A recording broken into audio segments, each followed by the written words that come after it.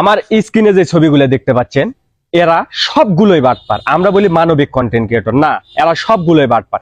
এদেরকে আমি কেন বাটপার বলছি সম্পূর্ণ ভিডিও দেখেন তবেই বুঝতে পারবেন। ভিডিওটা শেষ পর্যন্ত দেখতে থাকেন।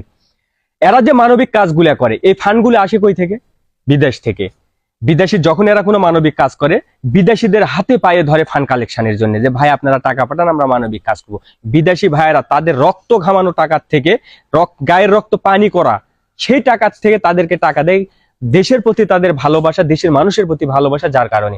আর এই যে আপনারা শুনছেন গত 9 তারিখে সৌদি আরবে সোফা কারখানায় আগুন লেগে বাংলাদেশের 17 জন ব্যক্তি মারা গেছে। সেই 17 জনের মধ্যে নওগাঁ জেলারই 11 জন, আত্রাই উপজেলার। এখন পর্যন্ত এদেরকে একটা ভিডিও করতে দেখছেন যে এরা ওই ভাইদেরকে নিয়ে একটা ভিডিও করছে যে ওই ব্যক্তিরা দেশে কিভাবে আসবে, তাদের পরিবারের কাছে কি করে পৌঁছানো যাবে, তাদের পরিবারকে সান্ত্বনা দেওয়ার জন্য একটা কথা এরা এখন পর্যন্ত বলেনি। কিন্তু এদের যখন টাকার দরকার হয় মানবিক কাজের জন্য, তখন দেখবেন হাতে পায়ে ধরতেছে যে প্রবাসী ভাইয়েরা টাকা দেন আমরা মানবিক কাজ করব। এরা দেশ এবং এই ভাইদের যে আমরা ভালোবাসার কথা যারা বলে, দেশ, মানবিক এবং ভাইদের, কোনো কিছু না, এরা নিজের স্বার্থে এগুলা করে।